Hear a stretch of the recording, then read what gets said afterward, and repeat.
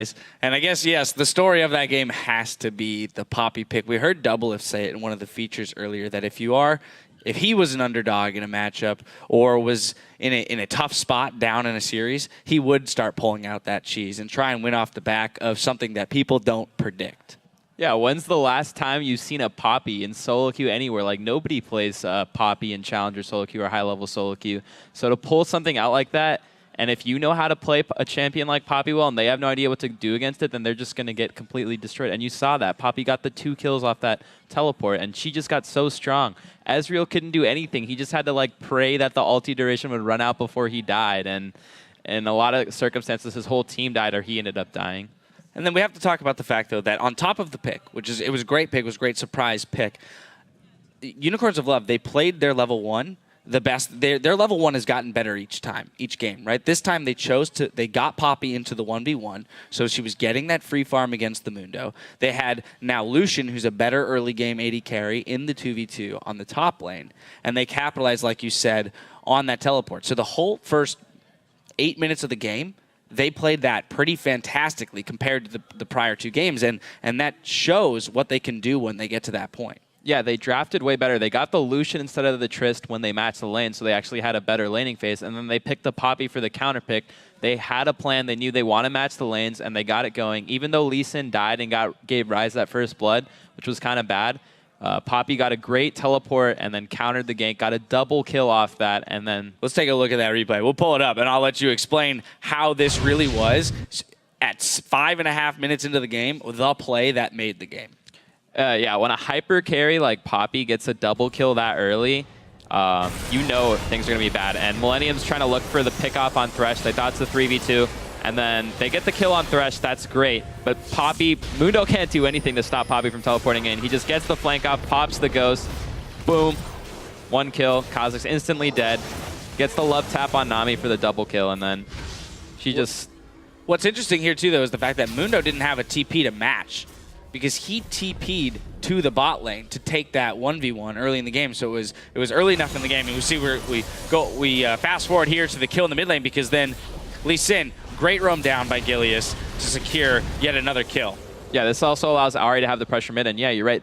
Mundo didn't have his TP because he TP'd down, so that was actually really good for Unicorns of Love, and Millenium should have realized, hey, we're overextending and Poppy has teleport. Mundo can't stop that, and Mundo doesn't have teleport. So they kind of just got a little over-aggressive there, and then Unicorns of Love capitalized on it, and that's where they really started snowballing the game. I think they also made a smart decision. As soon as that play was over, they recalled, and they ended up sending their duo back bot lane. And they established dragon control for the first time in this series by putting their duo lane back bottom and then actually acting on that dragon control that they had. Yeah, they got the early game advantage for the first time, and they realized, hey, we've got the stronger top and we got the stronger 2v2. Let's set up for dragon, get the pressure down there. Ahri and Lee Sin, kind of that 2-man roam, and they can just get deep wards in the red side and just get picks. And they didn't get the best vision they could, but they definitely got a lot of picks with the Ahri and the Thresh, and they just kept getting objectives after objectives off of all these picks. So the real question here, though, is there's still 2 more games to go in the series, or a possible 2 more games to go in the series.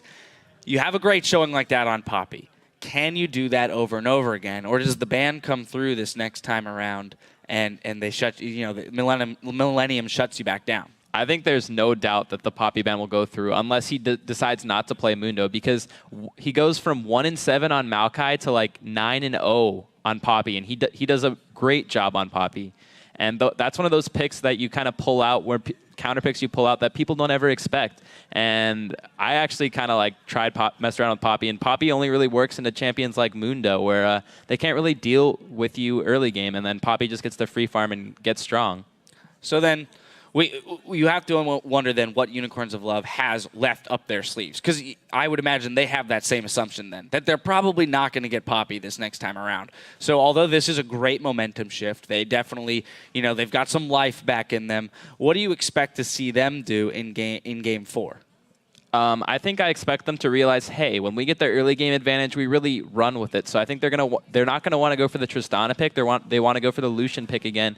Get those early game lanes going. Get the counter picks where they can, and really drive the early game lead home because they seem to work with that really well. I'm sure they're gonna keep running that shell of Lee Sin and Thresh. Gives them a lot of early game pressure and a lot of pick potential because Thresh is just all around like great for just like having pick, disengage, and just like team fight potential all in one, really. And then if we hop over to Millenium, of course, as you said, we're probably going to see the Poppy ban come through just to make sure that that's not on the table anymore. What else, though, can they do to make sure they secure this victory? I think they're definitely going to look for an assassin pick, especially because they got purple side this time, so they have the counter pick for mid.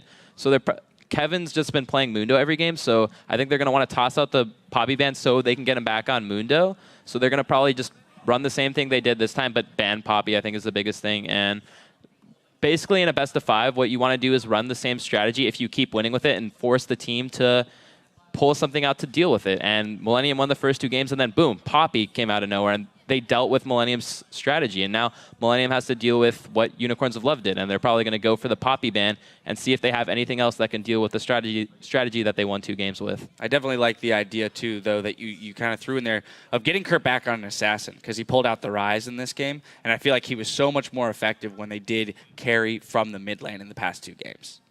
Yeah, definitely. When he's on that assassin and he gets rolling, the game is like in his hands. On Rise, you kind of just sit back, you kind of farm. You can definitely gank for Rise, but it's not as rewarding as if you ganked for like a Fizz or a Talon. Exactly. Well, Unicorns of Love pulled off an impressive win in Game 3, but can they come all the way back to take this best of 5? It's Game 4 when we return. Don't go anywhere.